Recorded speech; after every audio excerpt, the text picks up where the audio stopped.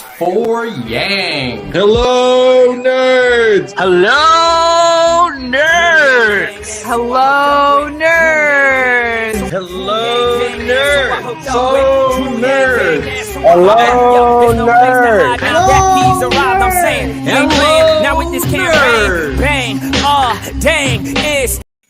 Hello, nerds! Nerds for humanity. Oh my goodness. This is a Corona-focused episode. So welcome to the live stream. I didn't actually have this scheduled, but decided that it had been a while since we all had talked. I've got a number of streams coming up for those of you who haven't heard from me in a while.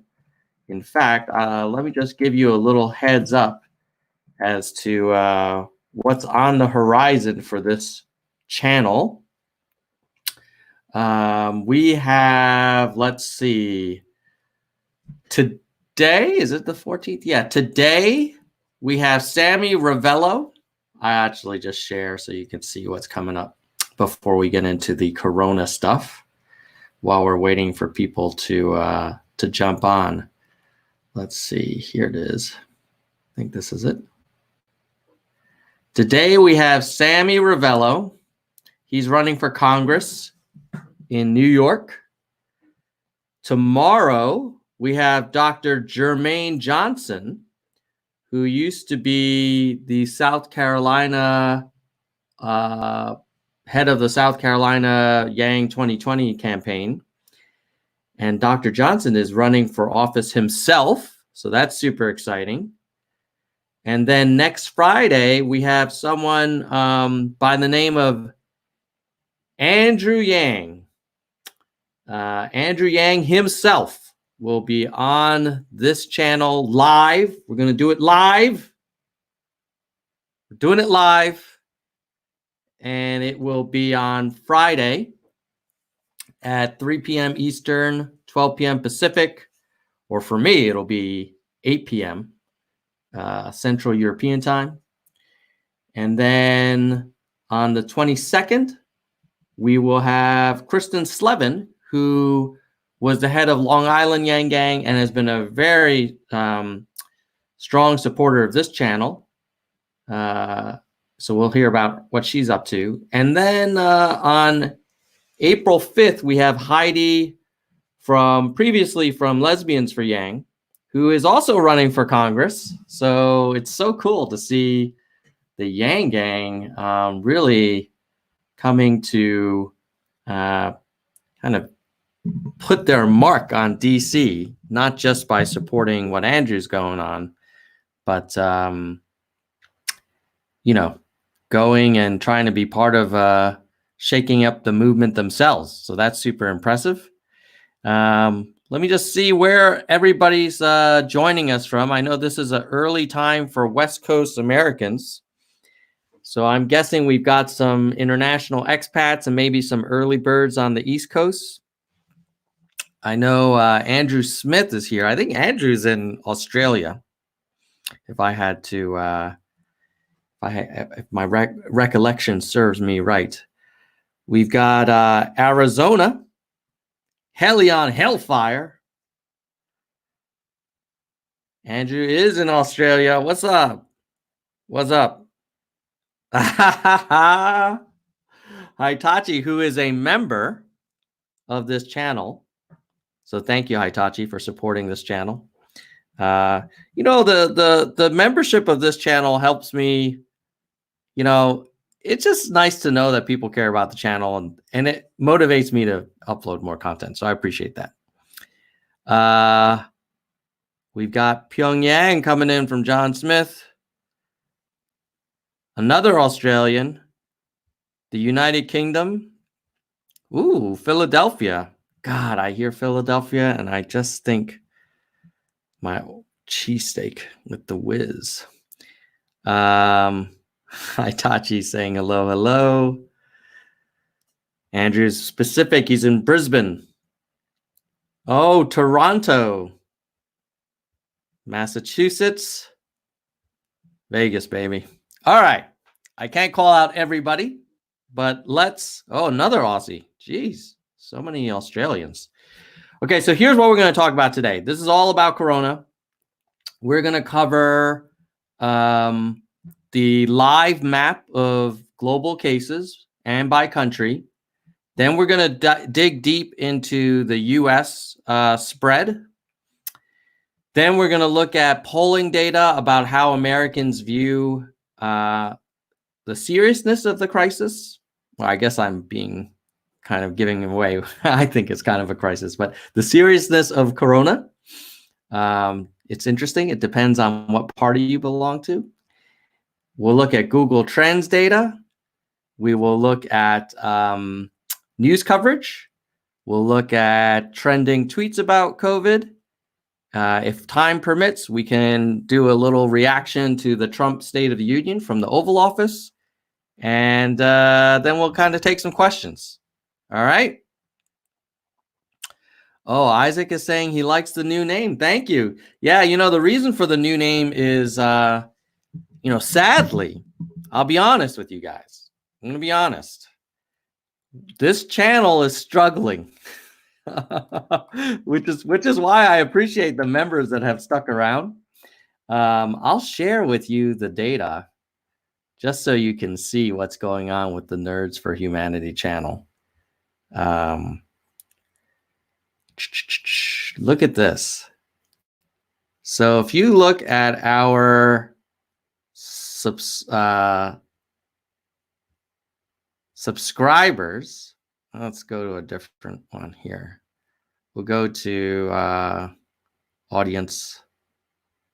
You look at subscribers over last 90 days, or even we'll say last 365 days, because now our channel is actually, we had our channel birthday. Ooh, when is our channel birthday? Our first upload. Whoa, I just realized that. Let's take a look here. When was my first channel? My first video, rather. This is crazy. We might be hitting an anniversary, folks. I believe we did our first one on March 10th. Oh, we already had. This is our first. Right now is our first stream since our 1 year anniversary. Okay, but that wasn't the reason why I wanted to show you this data. Here's the reason. So this, you can see we started off, and we'll look at views. And initially, basically nobody was watching Nerds for Yang. Then we had a couple pops. I think this is mainly me being angry about the CNN debate coverage. Then we had a nice pop here where it was like the post-debate coverage. Then we had a nice big pop here where we had Andrew on the show. That was probably our biggest breakthrough moment. I think around here might have been around where The View mentioned us. And we had nice strength, basically, close to 10,000 views per day. Wow, that's pretty cool. 10,000 views a day. But then, of course, you see it start dropping around January. And we've struggled. I mean, I'm still uploading stuff, but as you can see now, we're only getting like 1,000 or 2,000 views a day on a good day. And then if you look at the audience, the subscribers, you see here, we had a bunch of people unsubscribe around, basically as soon as he dropped out, our subscriber growth also dropped. So that's a long way of saying that what I decided to do was I said, well, if a lot of people who follow this channel are only there because of the Yang 2020 campaign, then, whoa, Joy was saying she was number 3. Wow, dude, that's awesome. Thank you, Joy. Anyway, my point was, if a lot of people are unsubscribing because they're like, hey, I only subscribe because of the Yang 2020 campaign, And I still love data, and I still love politics, and I still love world affairs, and I'm still a big fan of Andrew's 2024 chances. I figured, okay, let's rebrand Nerds for Humanity. It still gives a nod to the Yang Gang. And of course, I'm always Yang Gang for life. But then if people see a video on YouTube and it says Nerds for Yang now, they'll be like, well, Yang dropped out. And if they're, have never heard of the channel before, they may not really check it out. So, yes, Nazreen, I still live in Switzerland. I'm moving back to the States in July, assuming we will allow plane travel by July. Okay. Tubular is saying that he remembers my first videos. Thank you. Okay. Let's move on and let's look at some data. Data time. So let's start with the global map. One of my favorites. This is from Johns Hopkins. Okay, let's go to basically, there was a time where the discussion was, oh, this is a Chinese problem. This is a Chinese, something going on in China. As you can see, this is freaking global as it gets. Of course, you have a lot in Asia, but look at Europe. And look at the Middle East. Australia. This thing has spread. South America, United States. Remember when there were people saying, oh, hey, this is just like a flu. Only a few cases will go away once the weather heats up. I don't know, because the weather already in South America and Argentina is probably warmer than the U.S. And in South Africa, the weather is warmer than the U.S. And, basically the Southern Hemisphere, Australia is pretty warm relative to the U.S. So I'm not sure if just waiting till spring warms up will naturally or miraculously solve this problem. So that's a global look. Now, here's another chart. This is probably one of my favorites. This shows you the number of cases in China, and you can see it's kind of flattening out. If you guys didn't hear this, you may want to check out the New York Times podcast, The Daily, and they did a whole special on how countries are handling the coronavirus. And one of the key insights was that in China, they basically have focused on isolation of people who are even just have a fever. They also did way more testing than other countries. But the thing is, like, the US guidance is, oh, if you're sick, go ahead and stay home. And that is good because it reduces the number of people that, like at work, that will contract what you have. But the problem is, and this is what the Chinese figured out, was, well, when you stay at home, you're generally going to infect the rest of your family. And so basically, if you have a family unit of 4 or 5, one person's quote unquote self-isolates at home, it's like times 4 because the whole family is likely to get it.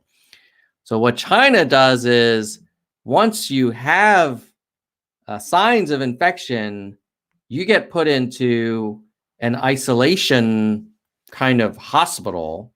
This is where you see these like huge, basketball courts of beds lined up. And everybody that has it has to go there. And then when they show extreme symptoms, like they have trouble breathing, they go to the hospital.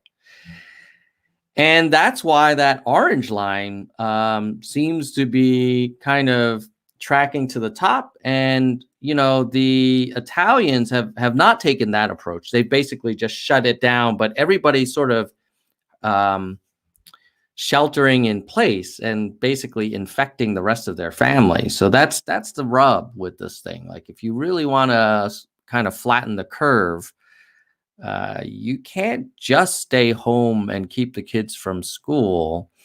That's good, but if you have it or your kids have it, hanging around with mom and dad and brother and sister and grandma, probably not a good idea. But I get that. Like, I don't think the U.S. I don't think we have set up places where people who are infected can go.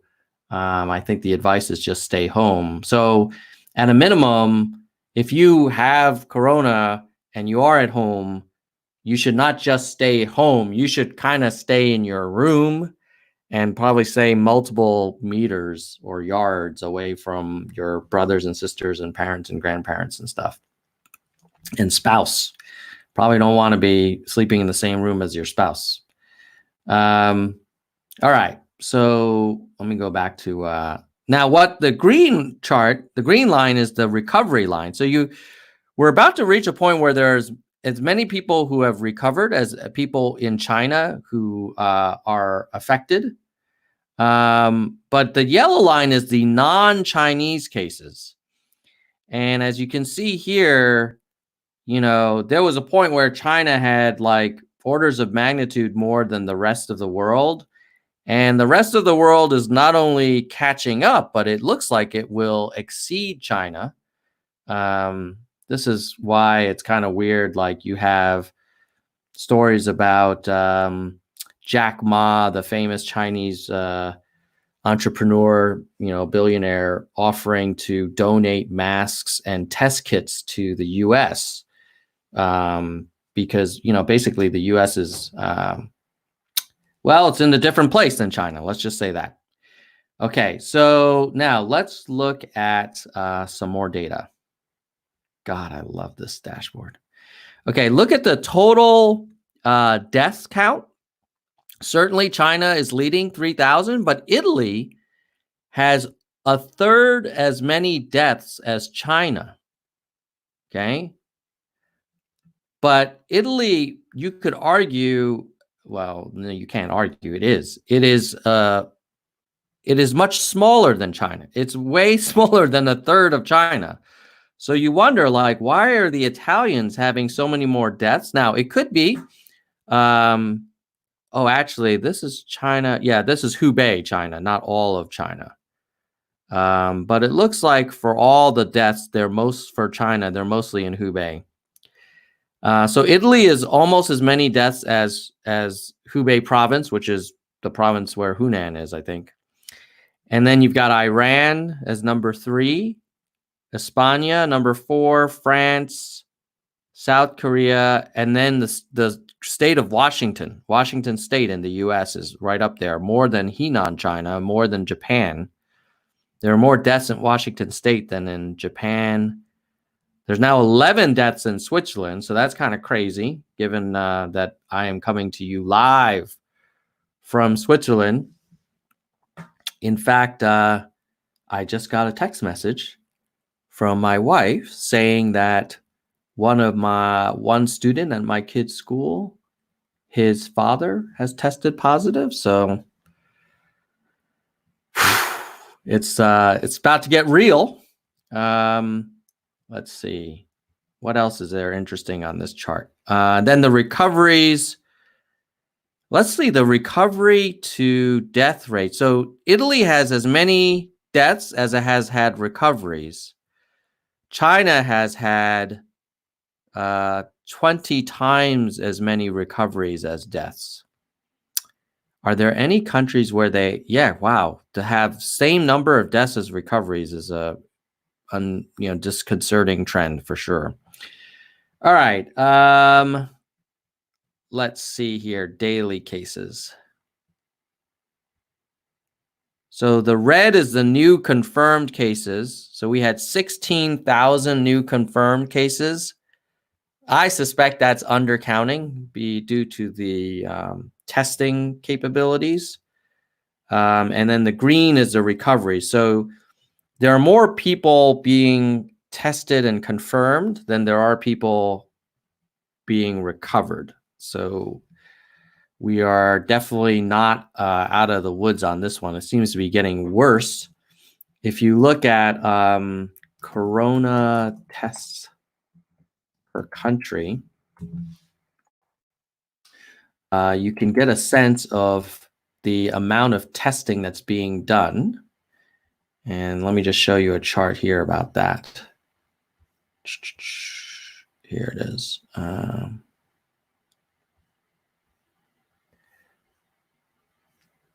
Stand by for sharing.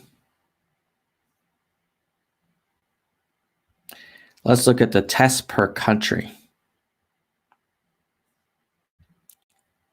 So here, how many people have been tested per capita? So per million people. The South Koreans are testing like cray-cray. They're testing 3,700 people per million. The Chinese are also a few thousand. The Italians are 800. The Israelis, 400. Netherlands, 400. UK, 400. Japan, 66. And US is 5 per million as of March 8th. Now, maybe there's more recent data because hopefully our testing has increased. This is as of March 9th. Where's US? US is now, okay, so the US as of March 9th got to 26 per million. And the South Koreans are at 4,000 tests per million. Let's go to the source, the CDC. Great. So what are the CDC tests telling us?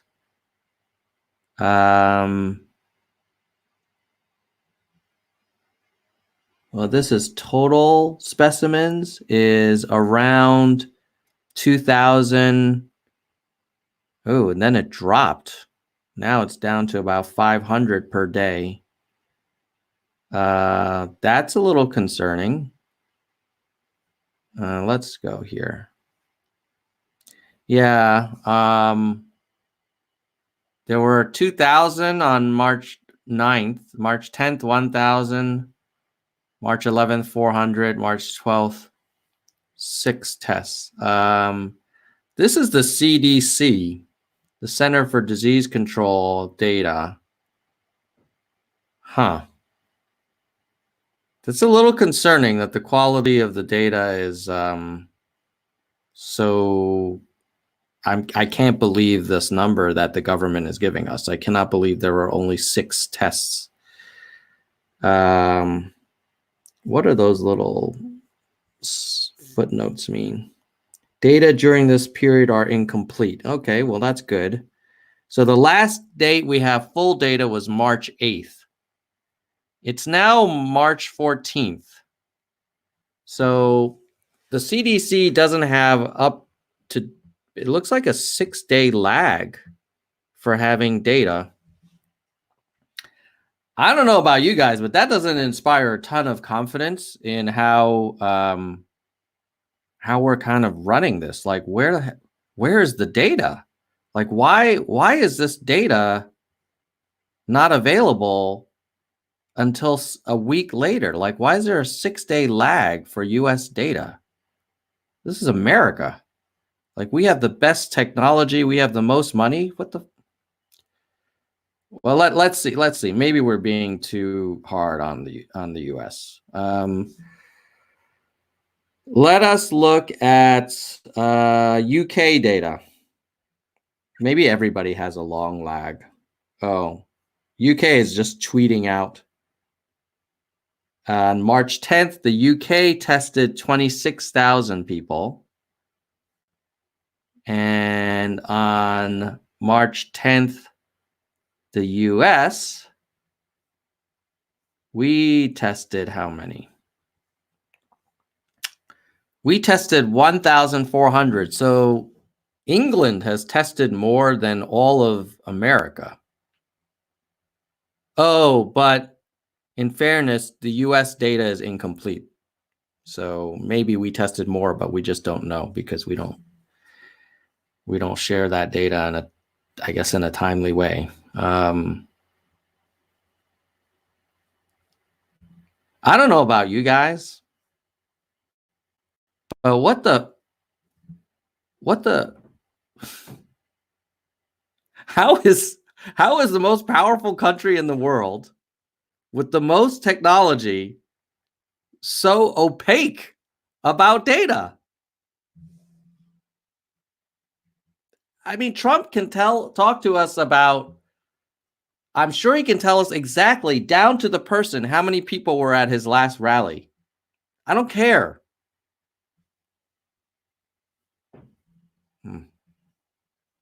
Okay. Let's just breathe for a second. All right.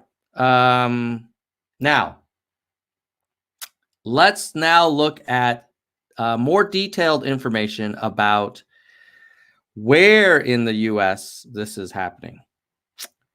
Let's share now every known corona case in the US. Now, you have to look at this data with a grain of salt, because if we're not testing people, it's hard to know for sure what's going on. I mean, basically, this is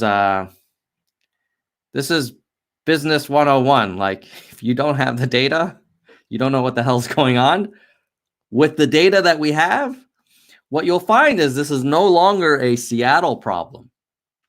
You see some blooms here, of course, in Seattle, but you also see it happening and being quite a problem in the Bay Area, Southern California. Like, whoa, look at the tri-state area, New England, Florida, Southern Florida, Northern Florida. Where is Idaho? Looks okay. North Dakota, Texas is it looks like it's, I mean, once you reach some critical mass, this is why I think the stuff like banning flights is probably might have happened earlier. But it's almost like, well, the horse is out of the stable. So yeah, if you're in America, in any of these states, we're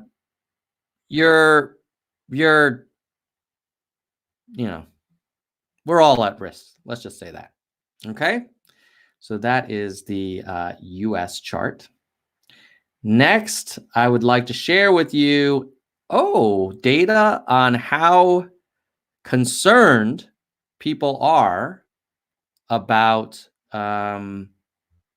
this coronavirus. So this is from 538. And what do we know here? This is a share of respondents who said they were either very or somewhat concerned about themselves, their family members, or community members contracting the coronavirus. Overall, about half of America has some concerns. What's most interesting, now you would argue like they should probably be more concerned given the charts that we just looked at. And by the way, those charts were going up even with incomplete testing. That's way more serious than that. At any rate, what's also interesting is that many Republicans do not seem to be concerned, other than the USA Today poll. as low as 20% of Republicans don't think this is really a big deal. That a third of Republicans in the Economist YouGov poll consider this not even somewhat concerning. So why?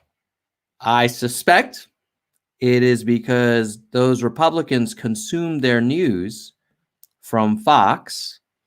And until recently, Fox has really downplayed this. And I believe, and of course the president has as well. And I believe the reason is because the president always associated any kind of cases of corona with some judgment about him. So in a weird way, he didn't want to do it. Oh, Ninja is saying maybe people don't panic that easily. That's true. That's true. And then Rubix is saying, well, maybe it's because Republicans are in the Midwest and they're not in the major metropolitan areas. That is true as well. Let's also see. We know when Corona became kind of a big deal, right? So let me just show you something here. So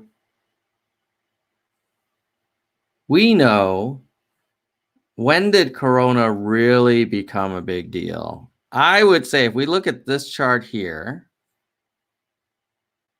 hold on, let me share with you guys.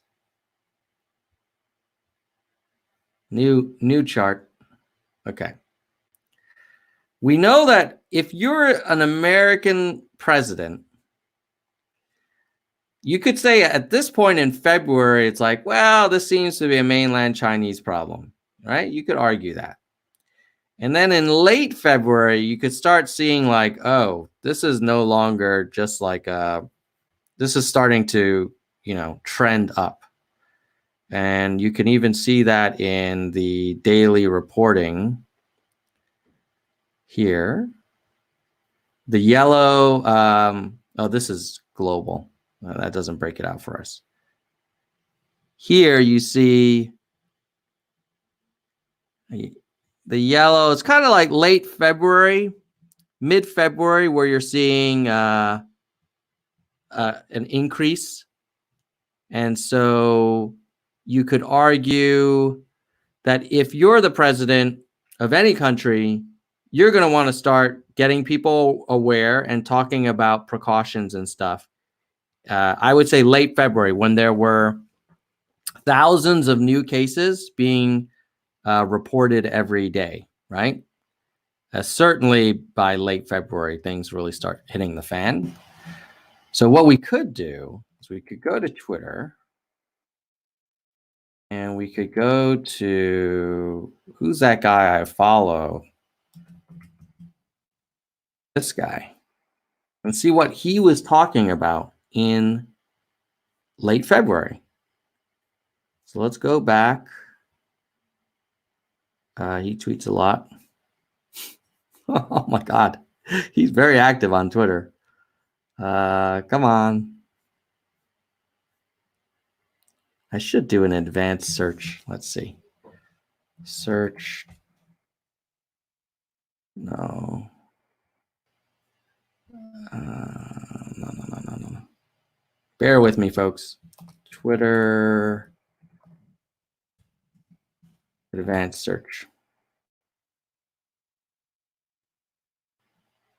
Okay, we want to find something by the real Donald Trump that contains the words virus. And can I filter by date? Yay! Wow, this is awesome. Feb 15th to Feb, say, 28th. Okay, let's see what he said. All right, he did one tweet on Feb 26.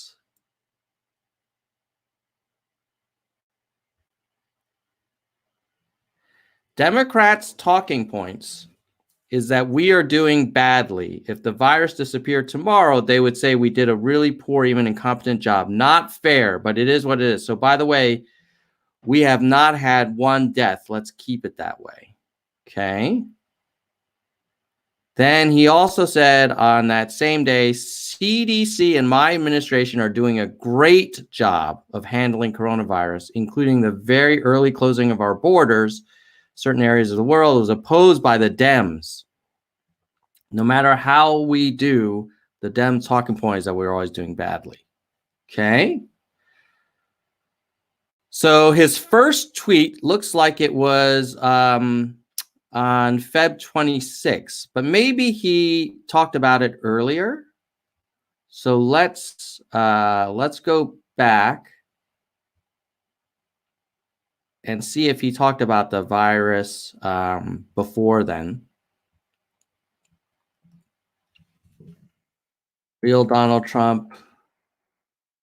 Let's talk about virus. Actually, let's actually not even do a date range. See everything he said. Okay, so he's talking about, well, this is from 2014. What is he? Okay, on Feb 7th, in fairness to Trump, he did say that he had a long conversation with President Xi. He's strong. He's doing very well. He will be successful. We are working closely with China to help. So this is clearly this is not our problem. This is China's problem. And I think a lot of people felt that way, in fairness to Trump. Then he said nothing until Feb 26. So between Feb 8th and Feb 25th, there was nothing from Trump about the virus. So what was Trump talking about between Feb 8th and Feb 25th? Let's see. Because he wasn't talking about the virus. He must have been talking about something else. So let's see.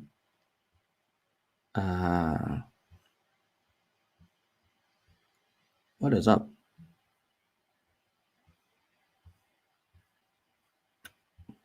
Feb 1 to his first thing was Feb 26 for the most part. So let's see what he talked about from Feb 1 to Feb 25. And actually, let's be fair to him. Let's just say Feb 15 to Feb 25. So he wasn't talking about the virus. What was he talking about? We'll go back down. So what was our president mostly focused on? Looks like he was talking about fake media about Bernie, the do-nothing Democrats, the Kremlin. He fired his national security or director of national intelligence. He talked about his highest poll numbers ever. On Feb 22nd, he was talking about the Mueller investigation and witch hunt. God. A lot of it. Talking about trade deals. Again, talking about how he needs to hire a new director of national intelligence. The failure of liberalism. So, Russia, hoax. He's very focused on Bernie, Russia, Mueller, and his approval rating. So, I don't want to turn this into a why I think Trump is not doing a good job, stream, but I think the data shows us that there was a international problem starting very obvious, and I'm guessing he has access to more data than we do. It was pretty clear that this was a problem starting in mid-Feb, and for whatever reason, you know, he elected not to talk about it until end of Feb, and had other things that he wanted to talk about. Okay, so that is the long tangent about basically Republicans don't think that this is a big problem. Only a third of them do. And hopefully maybe that will change. Next, let's look at what people are searching for on the web about this corona stuff.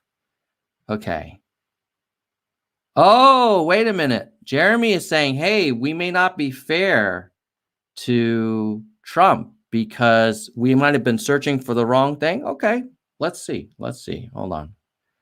Let me go back to my search and share my screen because, you know, clearly I don't really like Trump, but let's be fair and let's see what the data says.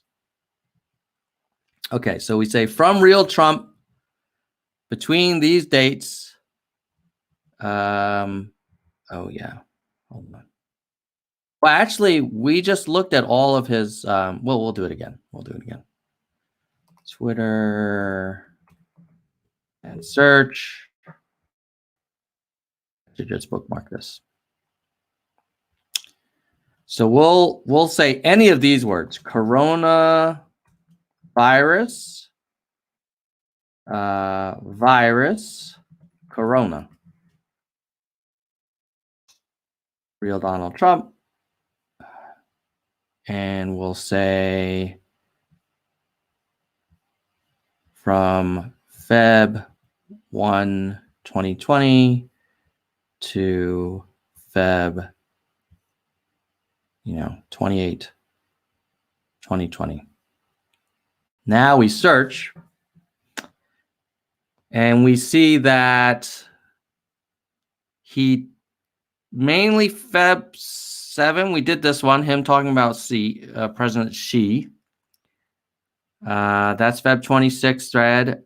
And then on Feb 24th, he did say that coronavirus is under control and the stock market is looking very good.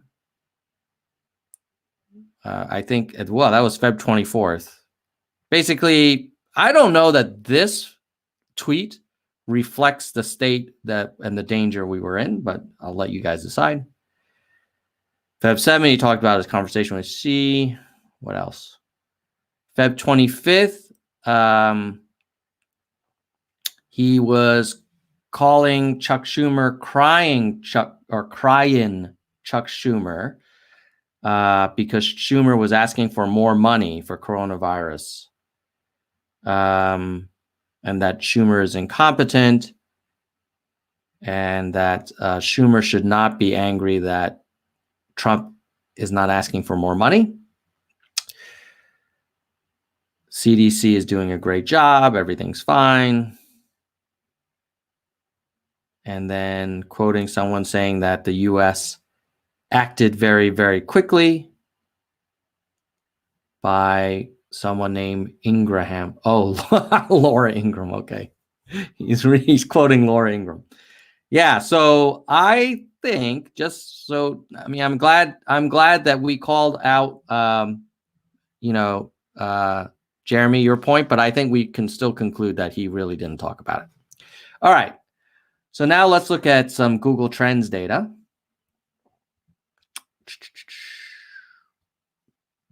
Here is what are the top questions that Americans have about coronavirus. Looks like they are super interested in how it started. I know that's a big debate. What it is, how many cases there are, how long it lasts, and how many people have died. And And if you want to go into specifics, I think the most interesting thing about, people curious about how it started, like there's all these theories about, oh, did it happen from China? Did it happen from, there are some conspiracy theories that people say, oh, it was not from China, it was from another country that put stuff in China. And then it was like China did it to itself. And I tend to find the video by Vox talking about the wet markets and these exotic animal meat trade to be pretty persuasive, but I know a lot of people have different theories. And where are they searching? Mostly in Florida and California. Well, basically where the people are. And search interest in the past week, basically everybody is searching now. I mean, this is no longer, and this is a good example where you could argue it's no longer just, people in Seattle and the coast. Like the whole country is searching similarly. So, and then the trending queries have been Tom Hanks, NBA player, celebrities, Ivanka, and then around the world, a lot of searching in the US and Europe. Not a lot in Africa, and a decent amount in Australia. And then this is the global interest in the coronavirus over time. So you can see here, basically no one. And then it really picks up around, certainly it jumps in from February to March, I would say. Whoops. What is this? Can I get more detail here? No, this is to embed it. Okay. And then these are what people are searching about to prepare, what to stock up on, what to do if you have it. I know a lot of people are big on toilet paper. And then hand sanitizers, the biggest one. Reminder, guys, if you don't have hand sanitizer, you should wash your hands a lot and do some social distancing. A lot of people searching for testing and pandemics. So yeah, in terms of Google, I would say, let's see, how does this rank? Like how does this rank in terms of overall? That's a featured one. Recently trending, more trending searches. A lot of people searching about Jack Ma's donation to the US. I mean, I think this is obviously a bit of a punch in the face.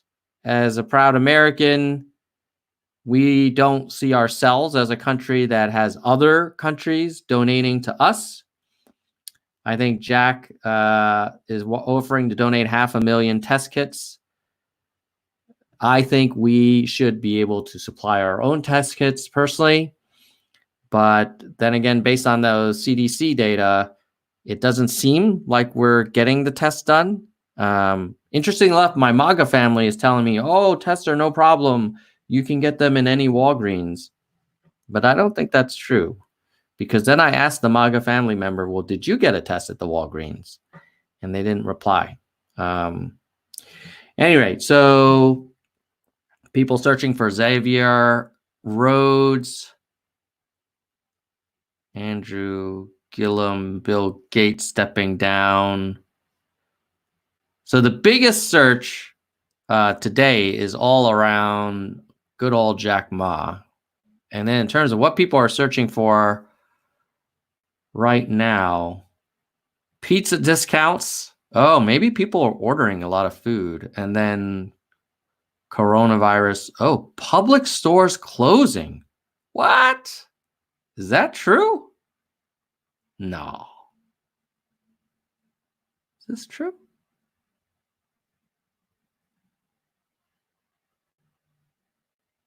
Publix has announced that all stores will be closing? Are you... What? Huh?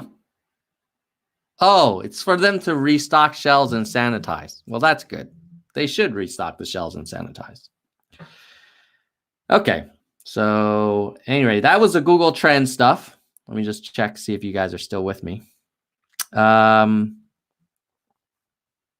see. Okay. So now we've done the political party differences. We've done the Google Trends. Let's look at media coverage. I don't know about you guys, but I feel like I'm consuming a lot of content about Corona. At some point, like obviously we're on a live stream right now. Sometimes you're like, God, enough of this Corona stuff. But let's see how much has been covered. Here is an example of a chart of volume of coverage in online news around Corona. And you see here, now this is very interesting. The news media had been covering it pretty aggressively since early Feb, and then really spikes up obviously in March. So this is why I could argue like, hey, you know, maybe rather than talking about Mueller report, the president could have done a little more in mid-Feb, but won't belabor that point. And then this is the tone. Most of it's negative tone. So news coverage has been pretty. The virus has not, and as again, the president was very like, oh, the stock market's looking great kind of tweets. And let's see if I have any other charts for you. I think that is for the global online news. Now I could also show the television news. And let's create that one.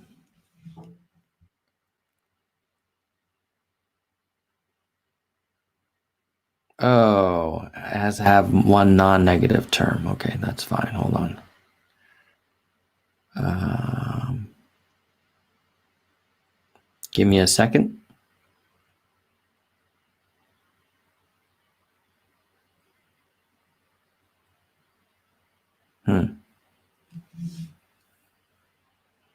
Keywords.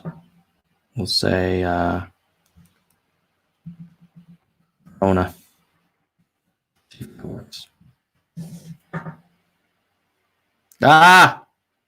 Include quotes. Killing me. I may have to do this later.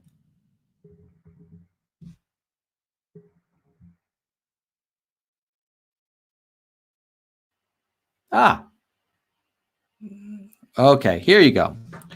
So this is for television news. Again, starting Jan, NBC, ABC, CBS started covering it on their airtime, and then clearly in Feb, it's gotten huge.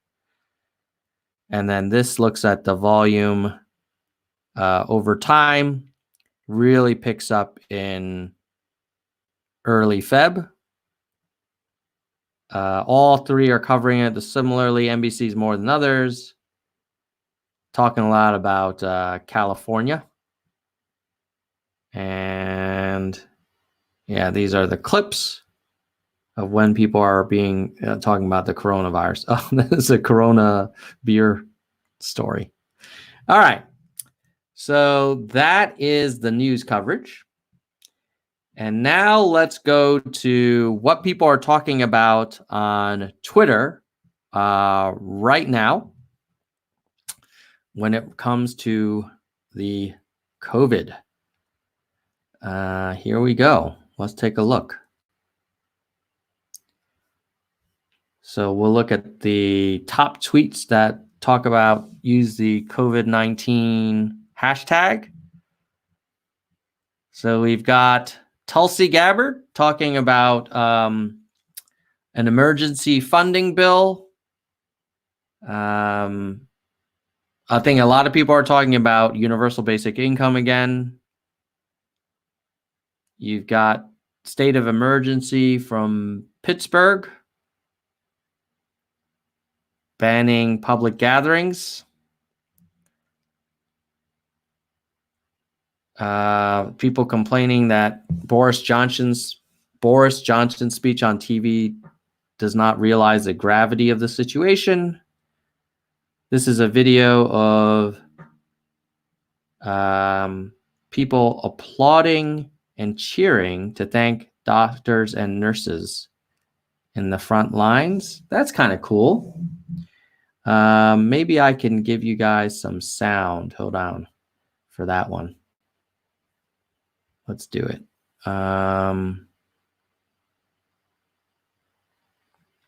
Chrome, share audio. Let's see if the Italians.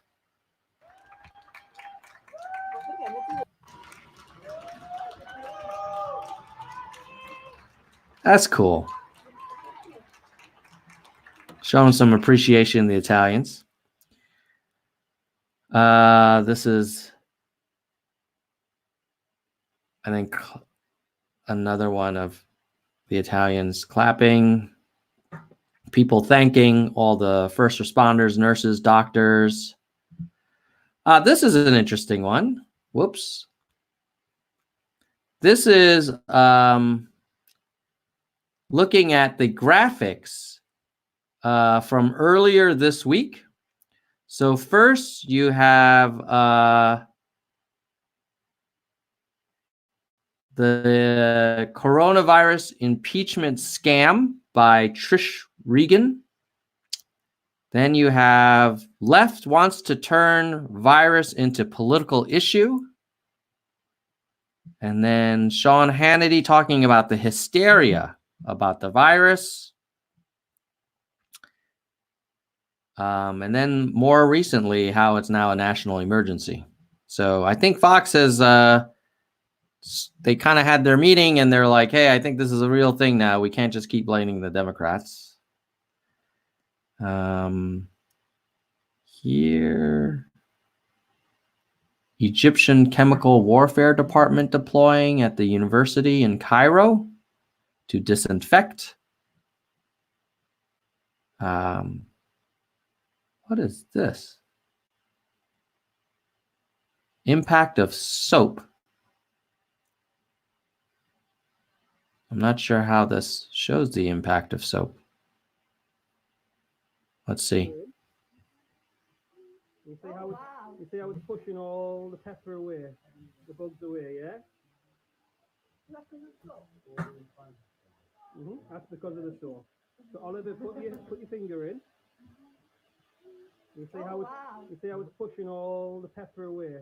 It pushes the pepper away, and I presume that's what happens with the germs.Maybe soap pushes all the germs away. That's a cool visualization.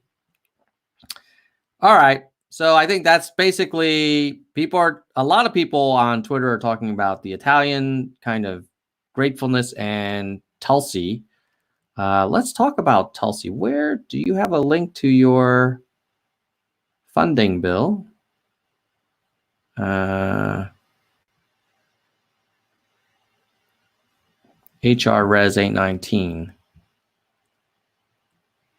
Copy. Let's see.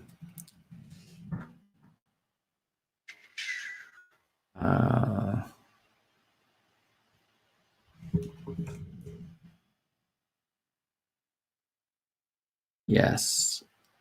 Tulsi Gabbard talking about the funding bill. Let's see if I can play this. Washington, where negotiations are continuing around a direct aid package for everyday Americans across the country. The concerns and the impact around this global coronavirus pandemic are growing. Too much of attention has been focused here in Washington on bailing out Wall Street banks and corporate industries, as people are making the same old tired argument of how Trickle-down economics will eventually help the American people. But really, as has happened so many times before, it's the American taxpayer that gets left holding the bag, struggling, and getting no help during a time of crisis. This is wrong. All right. So that's Tulsi talking about direct assistance to the American people. That sounds good to me. I've always been impressed with Tulsi. She has great composure. And then I think before I wrap up, we will look at Trump's State of the Union address, and which I obviously, well, maybe not obviously, I didn't think was fantastic, but I'll let you see for yourself. And then we'll kind of do a little bit of a reaction. And then I'll take some questions if you guys have any questions. But obviously, I'm not an expert. I'm just collecting information for you guys. All right, here we go. Oh, let me make sure I share audio. Hold on.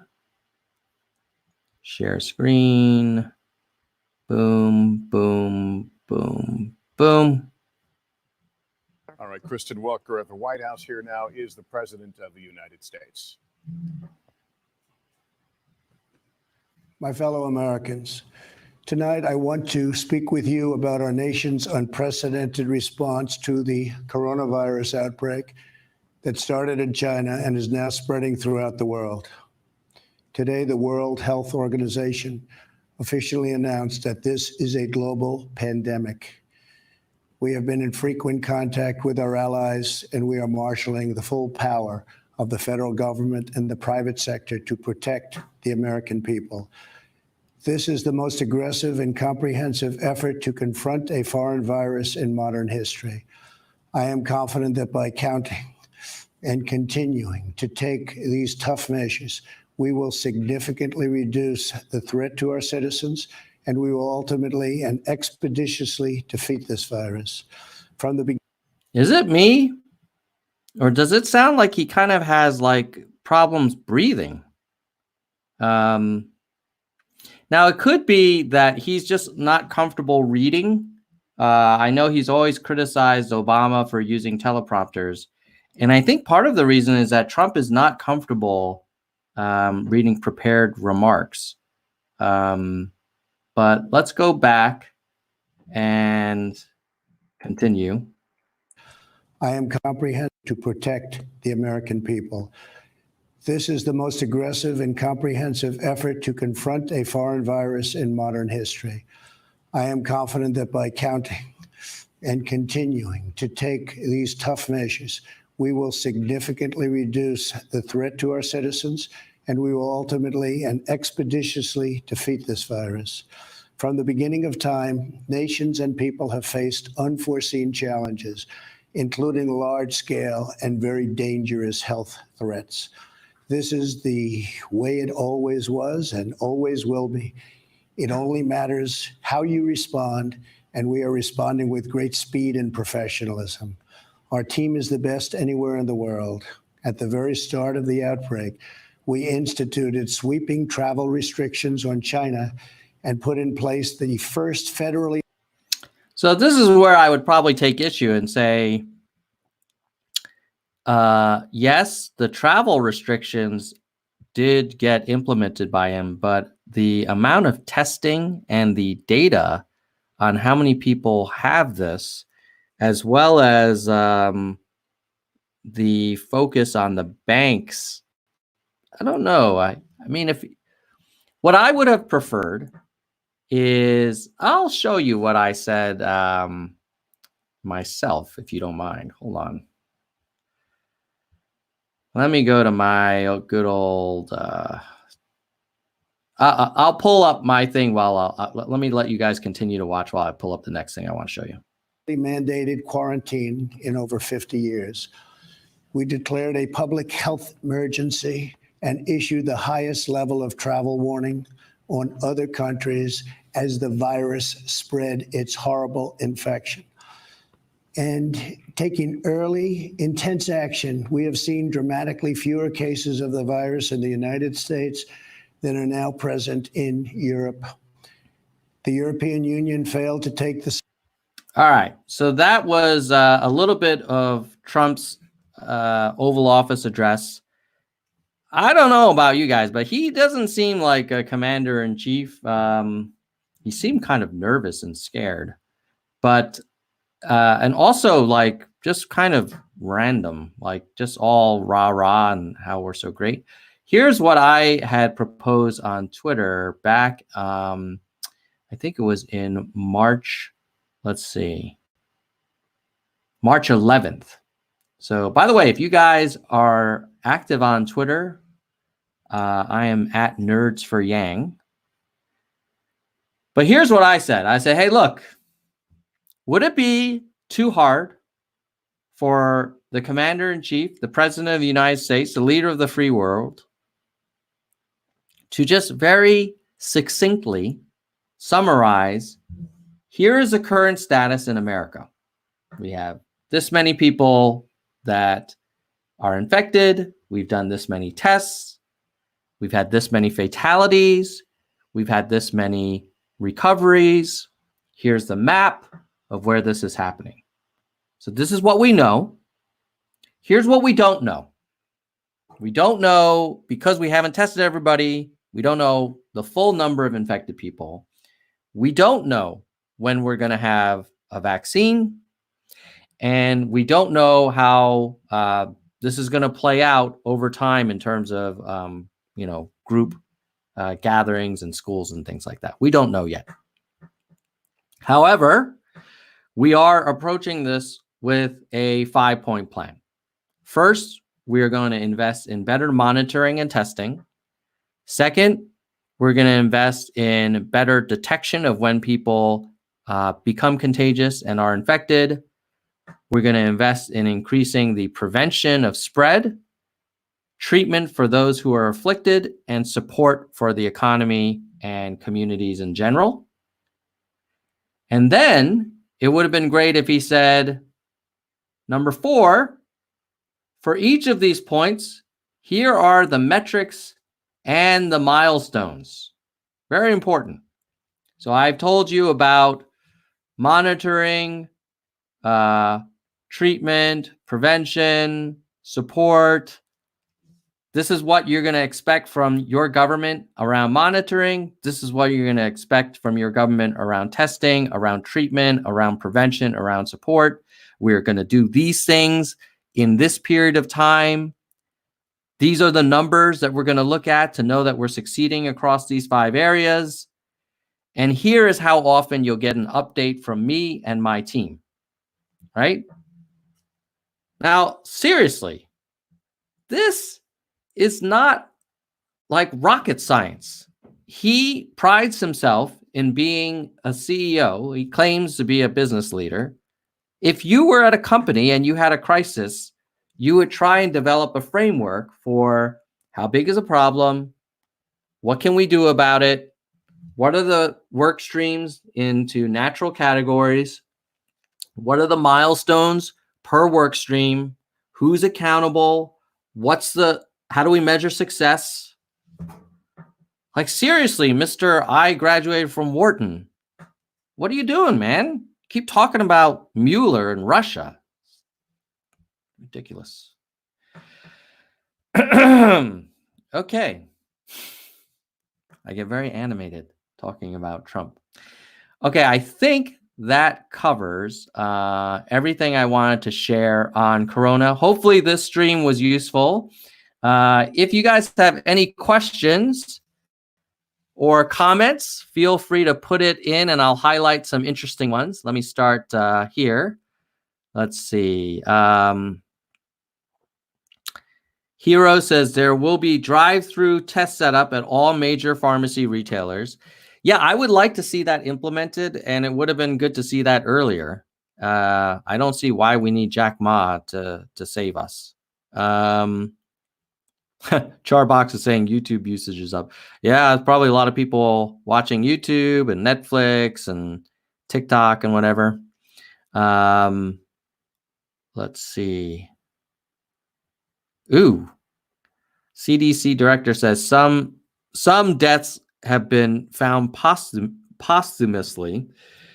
So I guess there could be a higher death count because maybe some people thought the person died of the flu or pneumonia, and in reality had corona. Let's see. Trump put all his his eggs in one basket. Yeah, he's big on the Dow. He's very like 1980s. Like the Dow was really the metric everybody cared about back in the day. Denmark has closed its border.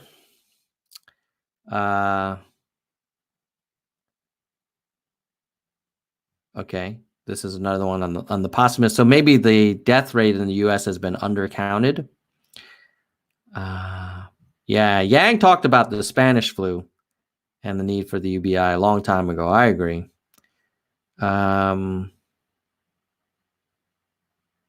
Let's see. Wow, a lot of comments. Oh, Ari Bennett just got tested. Did you get the results, Ari? Bidets are low in stock now. All right. So MK, it started like an hour ago, but if you want, you can watch us on replay. I think the last thing I wanted to share is I'm curious what you guys think. I have a theory about this virus. And I think this maps to Merkel's position. You know, Angela Merkel in Germany had a very like, hey, this is the new normal. Most of you will be infected. All you can do is flatten the curve by reducing the growth of the spread. And the logic is no one's going to be cured. All you can do is hope that the number of extreme cases where they need hospitalization is less than the supply of hospital beds and breathing, like artificial lungs and breathing machines and things like that. And I found that quite refreshing because I was like, yeah, that's like running out and buying a bunch of toilet paper may be self-soothing and may come in handy. But in reality, if you play this out and you assume like worst case scenario, we all get it. And let's say 2 to 5% of us have a mortality rate. That sucks. It is not the end of civilization.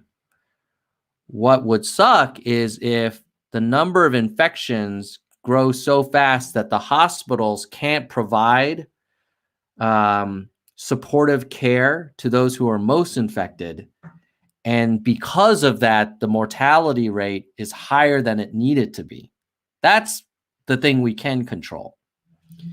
But, you know, we basically have to wait a year until we get the vaccine. And that's another thing where Trump had a cabinet meeting and he was telling people, oh, in a few months, you know, a year is the latest. You know, it could take a year and a half to have a deployable vaccine because once you test a vaccine, you develop it, you test it, you then have to test it on animals, and then you have to make sure it works on humans. It's not something you can rush because if you deploy an unsafe vaccine and has all these terrible side effects, you know, you could make the situation even worse. So at any rate, Al Jan is asking, hey, what about data on the flu versus the virus? Sure. Let's see if we can get that. Flu versus corona chart.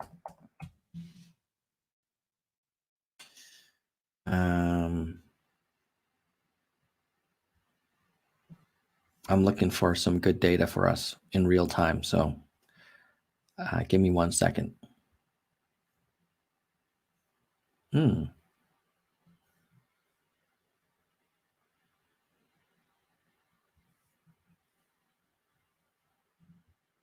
Okay, here's a cool chart.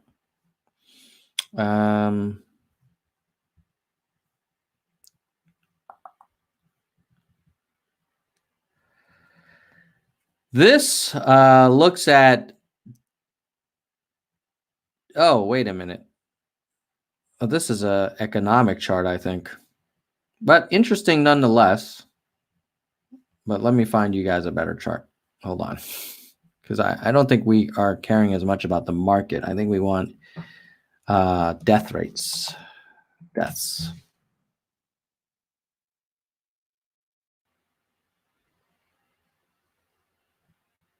Okay, here's a good comparison.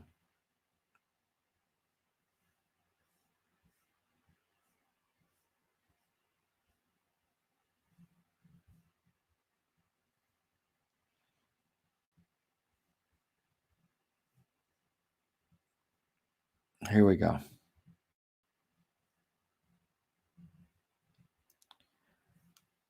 All right, so this is looking at COVID-19 versus the flu. And basically, there's up to tens of millions of people that have the flu with tens of thousands of deaths versus what we think is 1,000 cases in the US and 41 deaths. Although, obviously, the challenge here is like we don't have great data. But that's, if you believe this data reported by the CDC, which is suspicious because they don't have accurate data for a week now. You know, it's still many orders of magnitude different. I mean, for sure, the death rate for the flu is probably like 1/10 of what it is. I think I saw that on CNN, 1/10 of what it is for Corona. All right, let's see. Any other comments before we wrap up?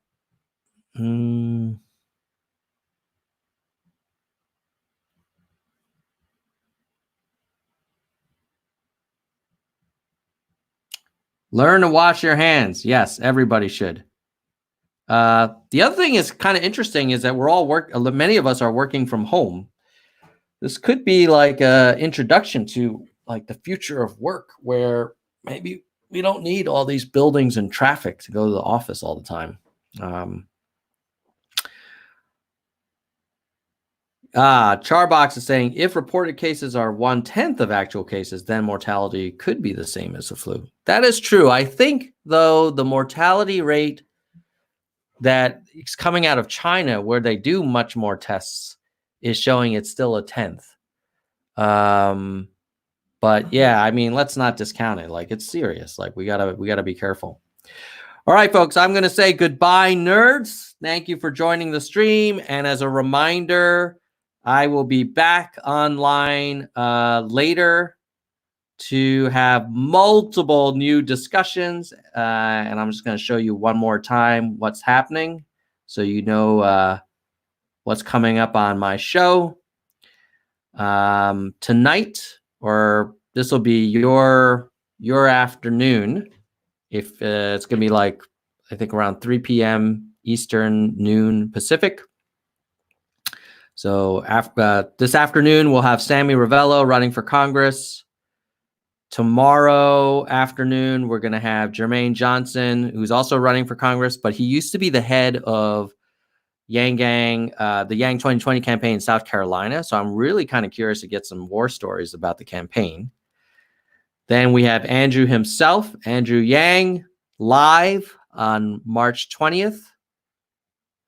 Then Kristen Slevin from Long Island Yang Gang, and Heidi for Oregon running for Congress. So be sure to hit that subscribe button on the YouTube channel. Follow me on Twitter and like this video, because if you like it, this data gets shared to more people.